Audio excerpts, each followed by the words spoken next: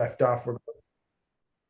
Today's session, we're going to review starting with the agreement terms, making sure that we can read them, and we'll go through a series of agreements so we could see a variety of different terms and help you translate to what that means for your payments. We're then going to look at our approval process. We're going to talk about changes, and then we're going to talk about voids. There's not a great sequence to those things. These are all things that users will need to know how to do, and you will need to do them at varying times and based on various stimuli. But we'll begin with reading of agreement terms. So the element of Green IT, which may feel like the most difficult at first, is to try and find your data. So I will, I'm just going to hop in and start navigating to do this. I'm going to use the portfolio nav in the top left. I'm going to mouse over it, see my projects, and then I'm going to scroll down. I'm going to head over into a wind project right now. Let's go take a look at, I don't know. Actually, no, let's do Anson. We were just talking about that today. So I'll move into Anson. I'll select land.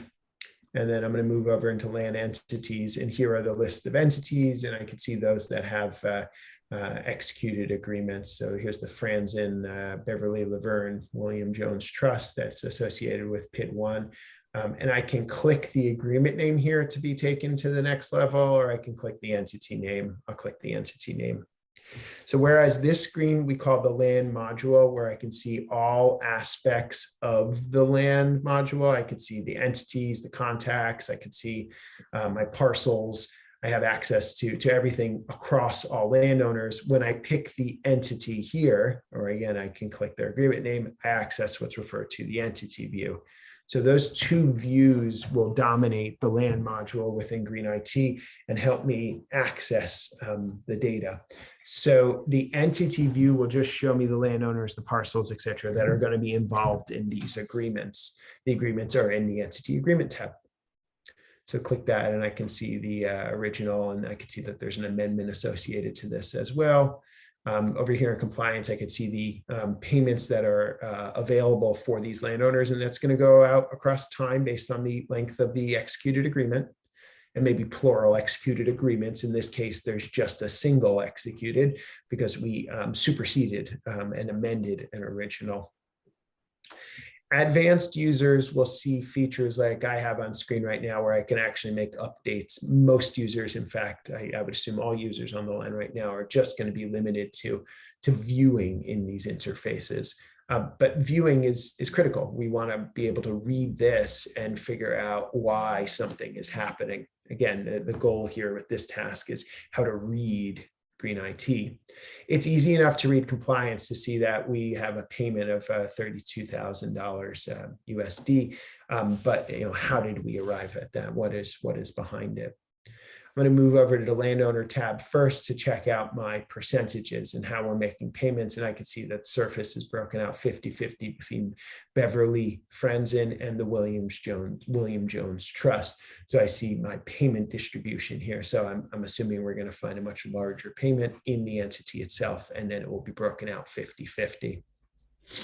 Going to move into the entity agreement tab here to find the agreement, and to do so, I want to read the terms, and to do that, I'm going to pick it for the agreement that is active, in this case, the executed and recorded one. That's where we'll have applicability for terms. The concept of recording, I'm assuming for folks on the call, you are all kind of in the loop, in the know with regards to real estate concerns for renewable energy projects. But a recording is the event that takes place after the lease is actually signed, and you get it recorded or registered down with the local county or municipality. It is an essential step. However, payment obligations are recognized upon execution. The executed and recorded status is important, but payments, meaning NGOs, meaning landowner is to receive, begin upon execution. That's the final execution, the mutual execution, that is both sides signing. So Where I'm going to look for potential payments in the agreement, I'm going to pick that up from anything that is executed or executed and out for recording or executed and recorded statuses. In this case, we're going to check this one out. If I want to see files, I can pick them from here. And this is just a list of files that have been pointed and picked within Green IT. These files are the share file files. These are the files that y'all have placed into your share file system, and then you've connected here. So in Green IT, it's just a link to those files. When you execute, and this is something that the dev team is something that they can work to, which is actually mandating it. But when you execute, there can be a rule in Green IT that says if, in order to execute, you must point at the file. That means it must be signed, scanned, and available in share file. And then when you mark it executed in Green IT, you pick that file so that you establish a relationship between what will effectively be the calculator, the terms, and the the binary, the PDF, the signed agreement between that really truly joins the parties. So that's the files link, but let's get into the terms. The agreement information tab is very high level. It's just a summary. There's not much here. Let's just move over to agreement periods. Agreement periods is going to tell the story of time for this agreement. There was a construction period. It was 10 years. It can end when it ends, but then COD, or when it becomes effective, is noted here in the operations phase. You notice there's a potential for lots of periods. Most agreements are just going to use 1, 2, 3, but as they get more complex, you will see very large displays here of time. Time will be told first by this first input, duration, 300 months, and that's broken up by 5 60-month periods, 5 5-year periods here. So this is not 60, it's 25 years.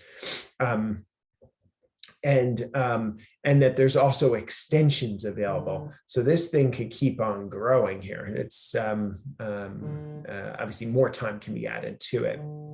I can look at this to determine when a period commences, and then when I can mature to multiple like sub periods or sub elements of that of the phase itself. So ops here, 300 months, and then there's these multiple periods. The agreement itself may not detail that there are 5 60-month periods. However, the payment terms may require elements of time in order to trigger that, meaning after 5 years, it escalates by a certain amount, or after 5 years, we change the payment term, meaning often it's upon signature we send, but then on the 1-year anniversary and thereafter, we send 30 days after the anniversary, whatever it might be. So you will see creative uses of time here, but it's that grand total, that duration, that we're really tracking for the overall measurement of the agreement. The agreement terms is all of the information that runs in the calculator.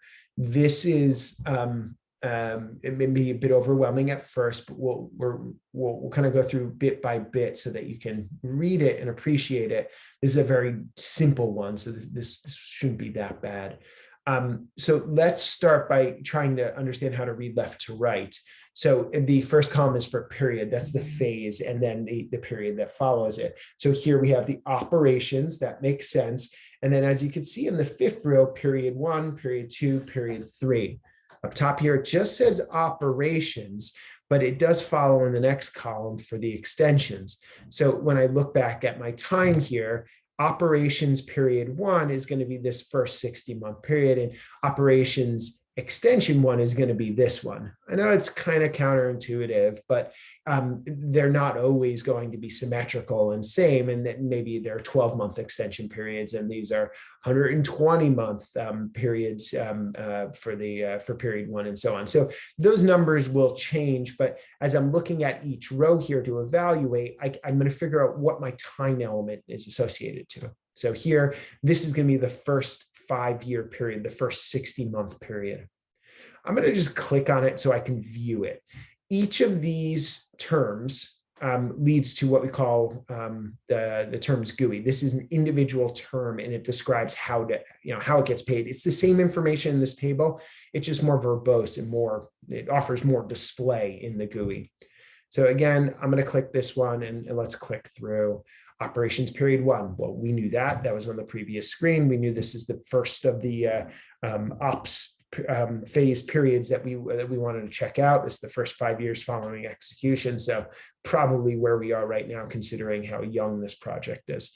I see that there's no extension here. I knew that again because I didn't pick an extension period. And then I've got a reference section. This refers to the agreement itself. If I were to grab that file, which I did download, it came from ShareFile. If I were to open that up, I can move to reference section 3, and ideally that's where I would find the payment terms. I'm going to move over to terms themselves. That's the second tab here. And here I'm reading, yes, it's rent. It's a standard term, and it's 400 USD per acre. Perfect. Very basic calculation here. Next up, I see that there's no defined escalator in here, and I move over to schedule. I have 30 days to pay it based on the milestone anniversary.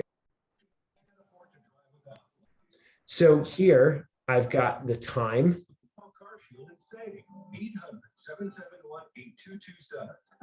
Andrew, I have a question about the CPI escalation. Yes. Does that come from Tanya, or is there something in Green IT that will automatically pick that up? No, it's something that you guys update. There's a lot of different indexes, and there's a little funny business that goes on in the agreements for the CPI registers. So you can update them yourselves, and I could show you how to do that. Somebody on the team should be your CPI kind of like owner to ensure that you're making appropriate updates, making sure that the values are correct in the system. And is that done per project or per landowner? It's definitely done per agreement, and many. Well, no, let me rephrase that. Many agreements may share the same CPI index, Right. But it could be very bespoke, and it could be one index per agreement. So we just set up all of Canada. I think there was a dozen indexes for them that they used, and they're all somewhat similar. And with a little funny business with how they like look back 2 years in some cases, other ones look back 1, and some funny business. But they wound up to have about a dozen. I don't know how many you're going to have for ops at this point. I think we've just recognized 2 or 3 so far, but we're just going through the parallel process right now. Yeah, currently we found 4 for 2022 minimum royalty payments that will have an adjustment, CPI adjustment. Cool. Yeah. Yeah, that seems on the low end. So you're getting out lucky. But yes, somebody will need to manage that. And somebody on the team would just be responsible. They'll get an alert in the system to say, hey, it's time to take a look at CPI. And we'll set those up as contractual compliance reminders. You get an email. You're notified in advance. And then you make the updates. Now, a calc will run if the CPI is not updated, and it just won't escalate it. That's not good, but it will work. And from a forecasting perspective, that's what you need. And specifically from a IFRS 16 perspective, right. We're going to look ahead based on what we know today. We're not going to forecast a growth of the CPI, but we're going to just lock it in based on the 2021 value. Mm-hmm. We should update it in 22. If not, that value is going to be as is. Okay. So here, I'm going to look at the next payment in the sequence here. Oops, sorry. I'm going to do phase 2 here, period 2. Here I've got, no, it's $420. This one's going to be now $441. Maybe there was an escalator and this was translated into flat values. $463.05, $486.02, etc. Really simple. Let's go look at something a little bit more complex. In fact, let me hop over here.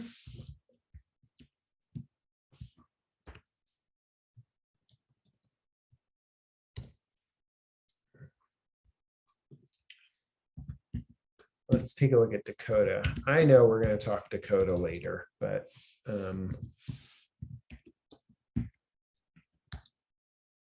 I can't help myself because there's some good data in here. All right, so Nope. Get me out of here. Let's go in here. Dakota. Beautiful. All right. So I want to go into 59 here, this Walwea. And let's take a look at this original right here, the executed one. We're going to do the amendment. And we're going to look at these terms. So I'm going to look at ops now. I'm going to look at period 1, and let's just take a look at how this royalty is calculated. Ops period 1, perfect. So let's take a look at this. So here, what we're looking at is a 5% royalty defined for a royalty type.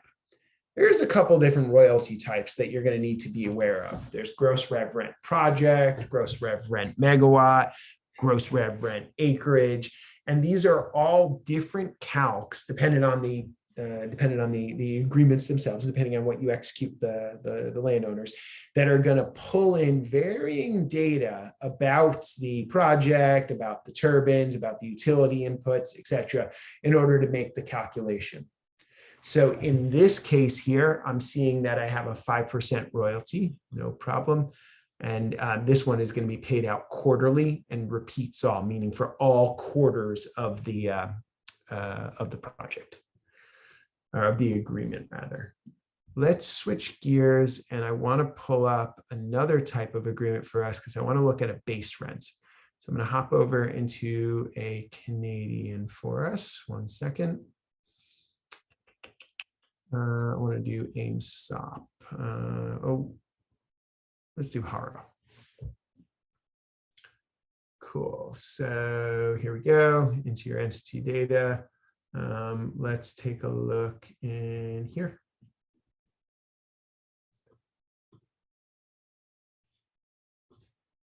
Perfect. And so here we see 3 different terms, but I'm highlighting a new feature for you, which is the greater of column. The greater of column allows you to create multiple terms and then compare them.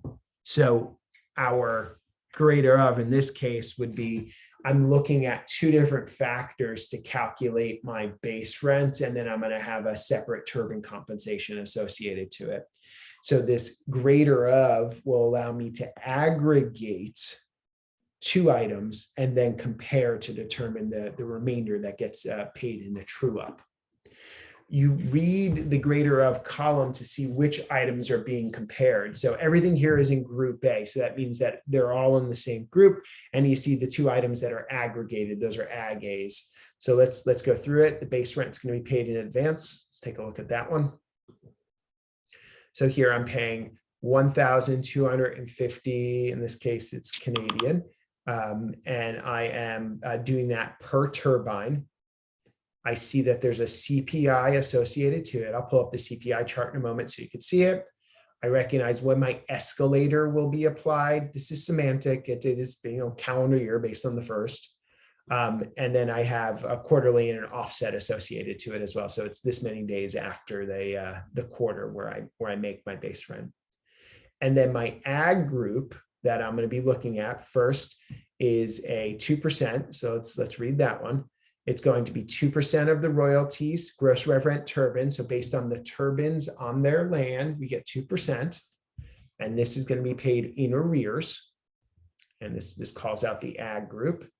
And then aggregate that with, let's just pull it up here, a $1,500 flat per turbine paid in arrears. So, and that one's going to escalate by CPI as well. So fairly complex display here, but you can see that we group them all together and then make varying comparisons amongst them. So let's use this moment to pull up our, let's just go over here and take a look at our royalty CPIs.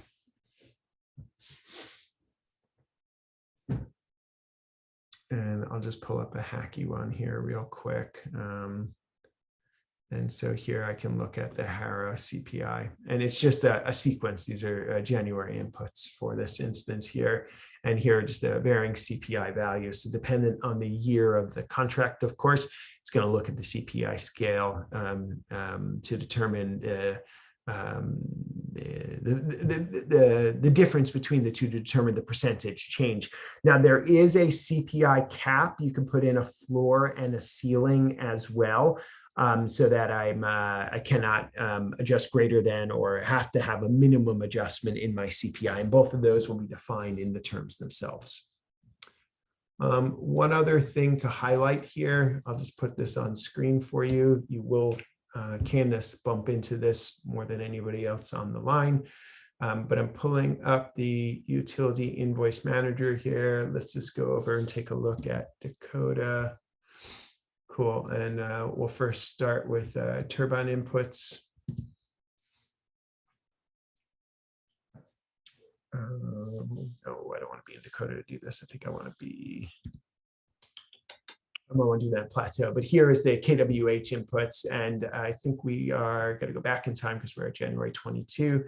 And here are the 2021 values. And so this is what we're going to pull over the revenue interface, of course, in order to pull this data in. But I do want to go back one and let's pull up plateau. And here we go. And I want to look at my turbines here.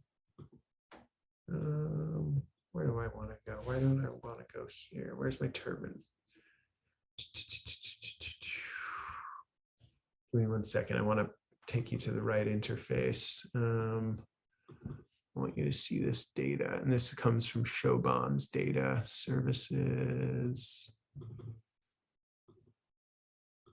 Bear with me 1 more second.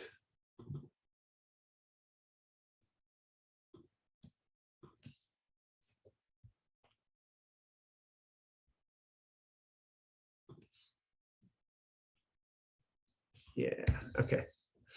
And so a per month, here we go, CSV of the turbine data is made available, gets uploaded here in the turbine inputs. And this is going to come over from the flat files that Shobhan passes to the SFTP server. But here it indicates individual turbine production is made available to the system. There's a unique identifier for each project that's assigned. So any data that Shobhan passes for this entity and has a matching corresponding turbine here, this is the data that's going to be pulled in. So for that gross rev rent turbine, this is what it's going to refer back to determine if I have got turbine 1, if this many megawatts are going to be associated to my calculation.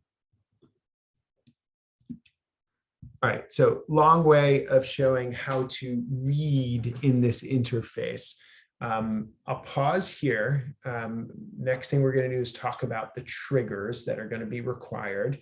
But any questions on reading terms or the support information for turbines, CPI, KWH info?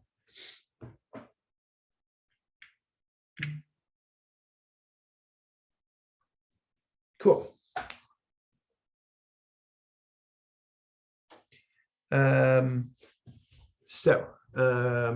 Let's then move on to time elements. So many agreements time period are going to be based on milestones. So for example, most of the non already in ops projects base their ops flag based on COD or PPA COD. So for example, I'm going to head over to Iron Star right now. Let's take a look at our executed agreements in here. This WIA, for example, I think this would be a good one for us. Perfect. So the ops term here is going to be dependent on a milestone being triggered. So that's not a hard date. It's only going to begin when a milestone happens. So for users of the system in here, we are requiring the triggering of a compliance milestone so that we don't have to go into each agreement to say that, yes, we've hit ops or yes, we've started construction. You do that from a centralized interface, what I have on screen here, the compliance milestones. And this is managed, at least for part of the life cycle, by Kathy Dowling. So you may see that, hey, I've got an ops project, but it's not calculating payments in the system. Why are we not spitting out payments? The agreement terms look correct. The acreage is good. The megawatt inputs are right. If it's a wind project, the turbines are in there. Why are we not calculating payments? And then often the rationale is we have not met the milestone. In this case, it has not been triggered. Now, for this project, it certainly has. So any payment that's going to fall behind this milestone, meaning it's going to be triggered upon it, and then payments to be created from it will be created. So milestone triggering is currently managed by Kathy Dowling. I don't know who's going to own this truly from an ops perspective.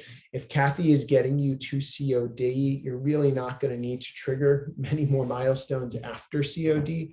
But triggering here, fairly straightforward. A user is going to be responsible for inputting a date and then selecting the trigger button. There are some advanced features which are going to show up when you find yourself in that position. If you have conflicts, meaning by triggering this or re-triggering it at a date, it's going to cause a conflict with the stream of payments that were already created for it. It will identify if there's going to be a conflict and give you two resolution options, either to ignore or to start at a later date. And then there's other issues that come up with regards to whether or not we have any amendments associated to it, but I digress there.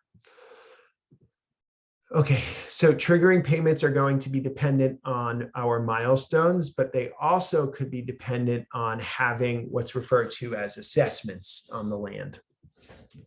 So here I'm looking at, there are a variety of terms in this agreement that if we add a tower, if we add megawatts, nameplate capacity, if we add a LiDAR, if we add a Met Tower or substation, if those things are triggered and they happen, we need to put in these inputs here in order to receive payments. So this is the second round of triggering beyond the milestones that's required to be inputted. Typically, you'll want to input these as soon as the assessment has taken place, fairly early on in the, in the construction process, once you're aware of how many megawatts are going on the land, or as soon as the Met Tower goes in, or whatever that might be, you want to trigger that in here so that both the construction payments and the ops payments can be calculated. You may look at this and say, hey, we owe them substation rent, but if we do not have a substation identified on the land, we owe them Met Tower rent and we have not paid it, often the rationale why is you have not added it to the entity. Yes, you may have specified in the agreement that if they receive it, they receive $500 annually on the milestone anniversary of whenever the the tower was installed. But if we don't put in that minimum input, meaning there is a tower and this was the date, then it won't be triggered. There are some advanced features in here for exporting the data, running various imports, and then also rerunning the calcs. And what that means is, hey, I put in 2 Met Towers, but I was wrong. I want to put in a third. By rerunning the assessment, you see that button on the screen right there, it will recalculate the family of assessment payments. And if you have not paid for the 2 Met Towers previously, it will just replace it with the third. If you have paid for the 2, I believe it just calculates the difference. The concept here is a little fuzzy for me, but the big takeaway is you want to be really mindful as you add your assessments to your project and watch it. Click the button and see what comes on the other end, meaning see what payments result and make sure that they are in alignment with your understanding of the easement or lease agreement. All right, so the list of dependencies, you have to be executed. You have to have appropriate phase and periods identified and payment terms. If we're going to make a complex payment, we need to define the type of payment it is. So per acre or per megawatt, those are pretty simple, but there's going to be base rents and a variety of different schedulers associated to those, and then your royalty rents as well, and have many different royalty calculations by megawatt, by project, acre, turbine, and so on. And then we want to make sure that our escalators are in there. And if there's CPI, we'll have to input that precisely. We need to ensure that our assessments are in there. We need to ensure that our utility inputs in there. So a whole laundry list of requirements of data to be inserted in the system. After you get your first one up and running, you're really just maintaining it, meaning updating CPI, making sure that your production data is flowing in, the utility statements flowing in, revenue is showing up, and then the software keeps calculating. But in order to get to that first one, and then which is largely what Green IT is going to set up for you as you go project through parallel testing,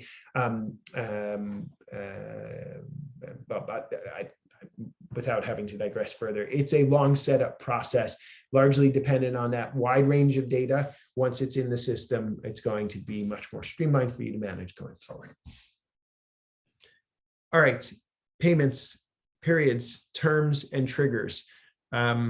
If we are good here, let us move into the next phase, which would be to review vendors and to review vendor change specifically within the software.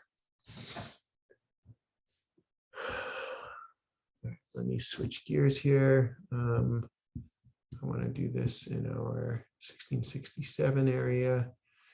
Let me first flip the app config flag and make sure that we're running this in the SAP version.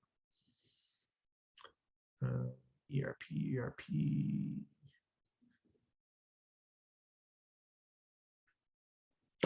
No, I want to put this in. Let me grab a screen over here. 1 second. While I'm doing this, please feel free to ask any questions.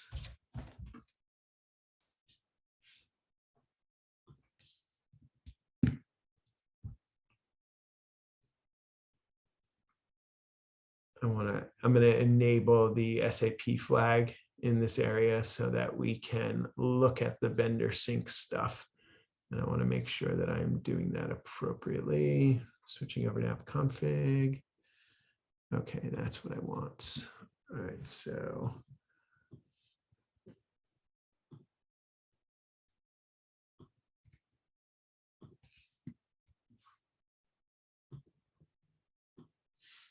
Cool, so I've just enabled SAP in this area, and then let's take a look at our contacts.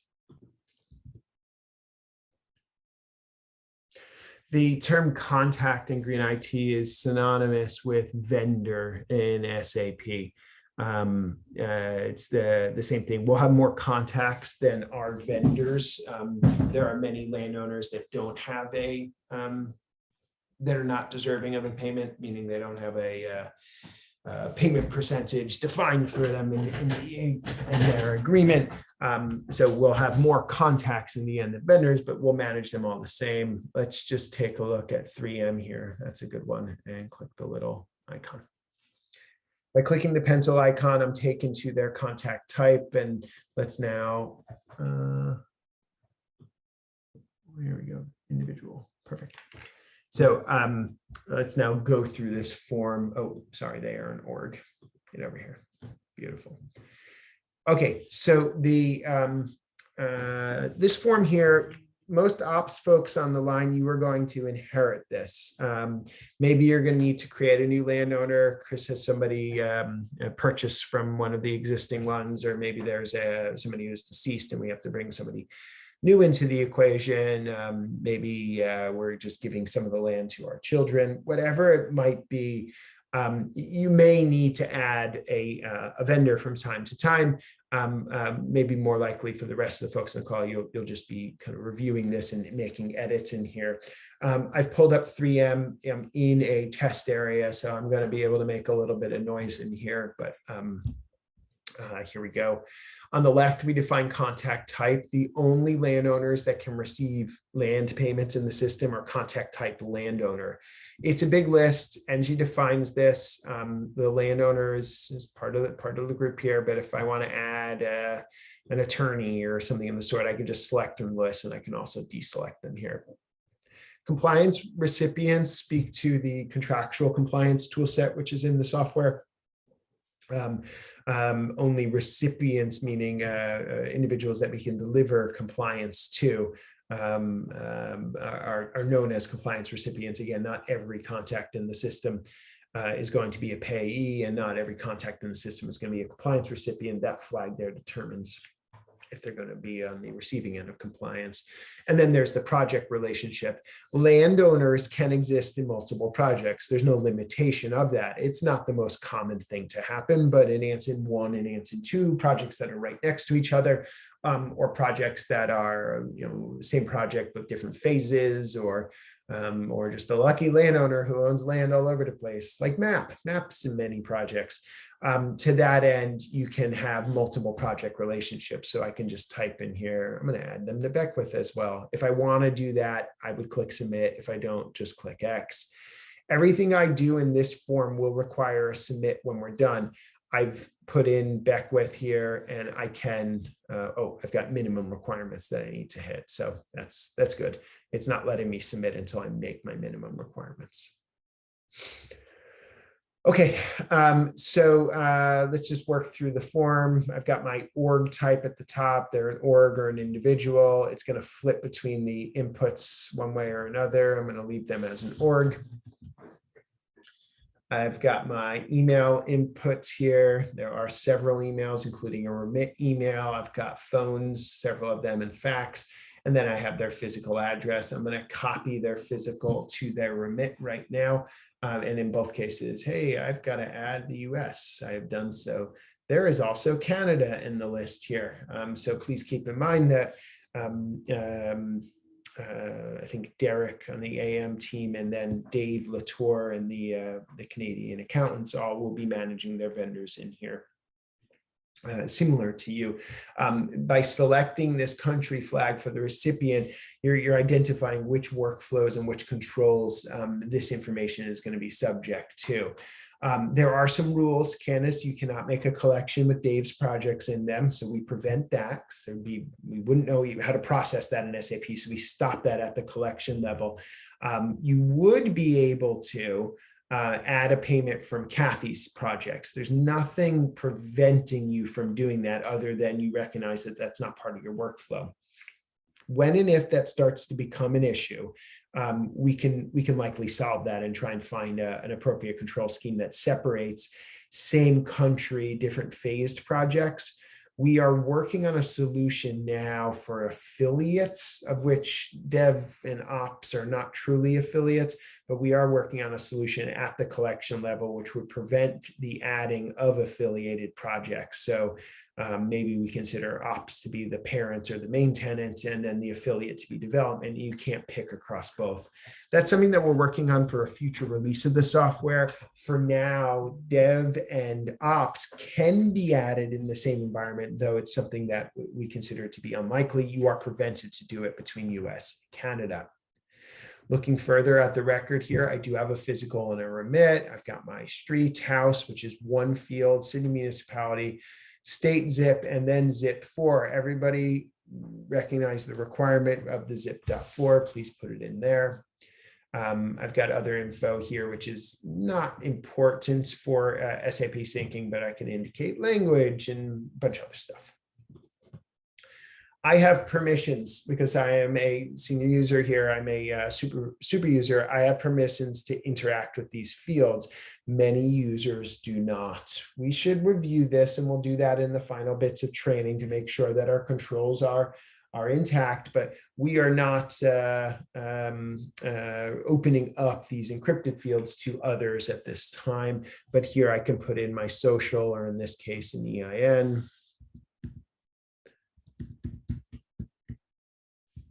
There we go. I've met my minimum requirements, and I can add W-9s and any other required files. Here, I'm going to open up my payment setup, and now I'm going to define, well, how are we going to configure these folks? There are 3 types. I can multi-select them though. To multi-select in the software, I am control clicking. On a Mac, I am hitting Command. I am picking now 2 of them. You'll notice that a payment verification letter is now required. If I'm just paying these folks in check, the payment verification letter goes away. Payment verification letter is, I think, specifically the domain of ACHs or wires. So as soon as I add it, I can see it. Perfect. If I select 2, have the option to define which is my primary. This is kind of it's a funny setup between us and SAP. You can add as many types as you want, but you can only define one primary, and then we pay the primary. If for some reason, Rhonda or Candice, you had noted, hey, we just want to pay them by check this month for whatever reason, change their primary. You have to do that on a contact by contact basis. You have to do it simply by just heading over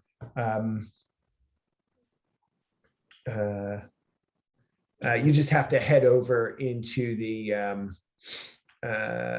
contact record and then change their type. Currency is next. It's possible that you're going to pay them not in USD, although highly unlikely. There are no controls here, as none have been specified, so make sure that you are selecting appropriately. I have indicated a wire, so I have to put in my bank key, my bank account, and my IBAN. And again, I'm selecting US. All of these inputs are validated. They're validated in alignment with SAP. So the same restrictions for field inputs for that data are maintained in Green IT. We invite you to play with them accordingly. Hey, Andrew. Yes. I just had a quick question about these fields. Will it stop them? Because I noticed that submit doesn't gray out at all when you're, except for with the employee, sorry, with the social security number. If you start to fill it out, it'll gray out. But if you don't submit the payment method verification or the W-9, will it still allow you to submit the form? You can submit, you just won't be able to pay this individual. So you can like, hey, I'm doing this now. Oh, wait, I don't know the bank account. I'm just going to save this and I'm going to come back to it. Yeah, I can save this and they don't have a bank account in the system. I still need to do it. I won't be able to pay them, but yes. But will it still interface with SAP if it's... No, it won't sync until it hits the minimum requirements for the sync, which is we need a bank account. All right, thank you. Did that answer your question? Yes. Yeah, it did. I just wanted to make sure that that those forms were still required, even though it was allowing the submission. Yep, you got it. Now, what it's not allowing is the sync. And so we're like working up to this here. This defines the record, and only records of minimum quantity or quality of data can be synced over to the system. And there is also a manual yes, send them, no, don't, that is performed by your team. So Rhonda, Kim, Kelly, Rhonda will be responsible for reviewing all of these before they're able to be sent, even if they meet the minimum standard. The first time that they get pushed over to create a new ID, or at any point that we require to modify their record, meaning, oh wow, we've changed their name from Roberts to John, or whatever our mod might be, you will need to approve that before it gets sent over to SAP. And you'll only see that it's available for your approval once it meets the minimum amount of data.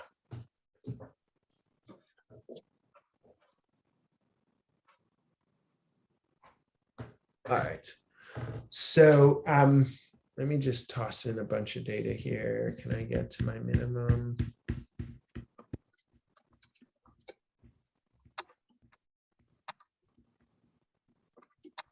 I have to put it in here before I get it. Oh, I forget what it is. Will this one yell at me once I get it right? No, it won't. I forget what my minimum is for the SAP system. I'm just going to leave these blank right now. And let's just see if we can find some good mod data in the platform. So I'm going to click submit right now. And actually to create my test, I'm going to cheat and I'm just going to throw in a,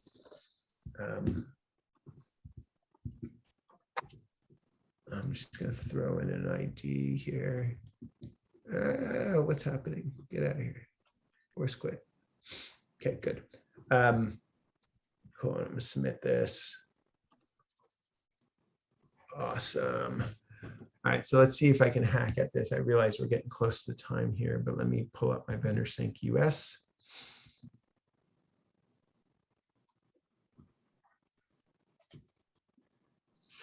I'll do this a little bit differently.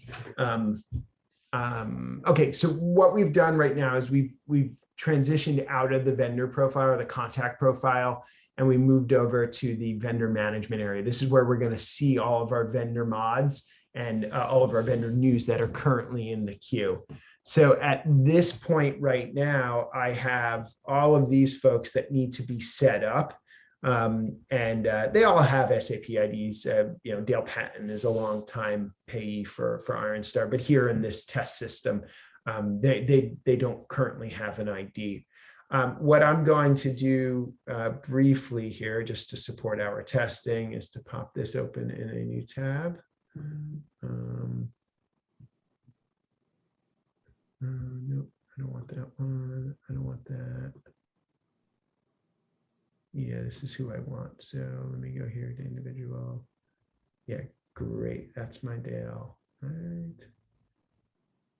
Yeah. All right, cool. We'll deal with it this way. So what I'm going to do is I'm going to throw in an ID for Dale. And Dale is now synced. I'm going to just do a quick refresh here. And we will see that Dale has the ID I just threw at him. Cool. And then we're going to change something associated with Dale. We're going to now make Dale Dale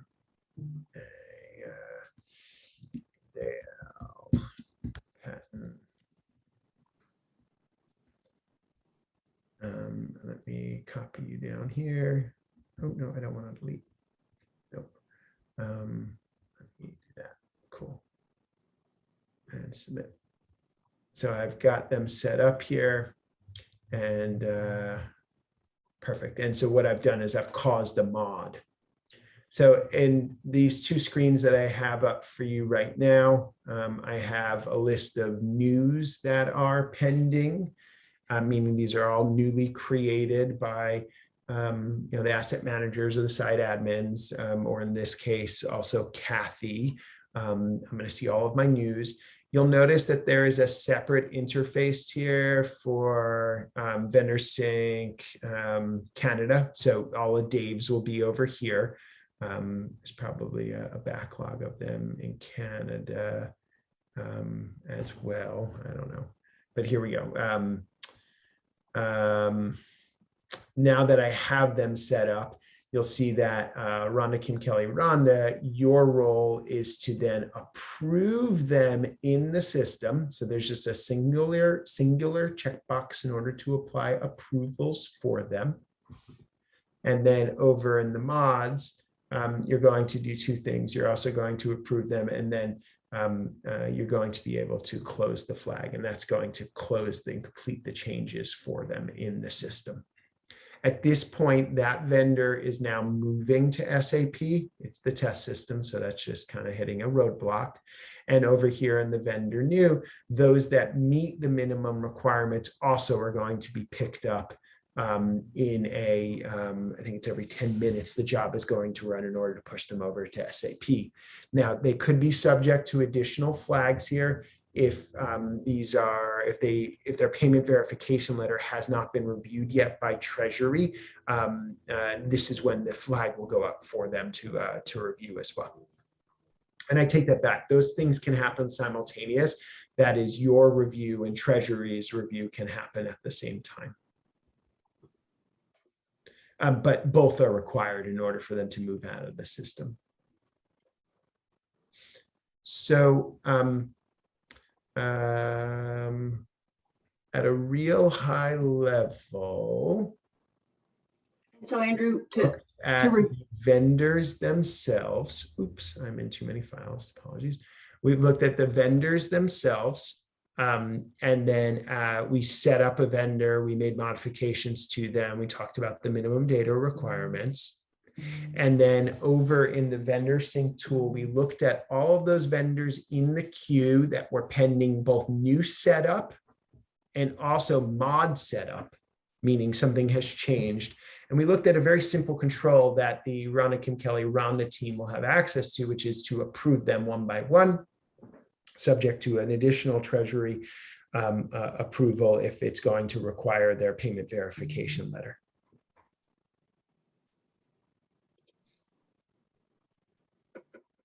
So any questions in here? Candace, you'll be touching these tools as well. So I want to make sure that you have opportunity to poke around. Any questions? No, none right now.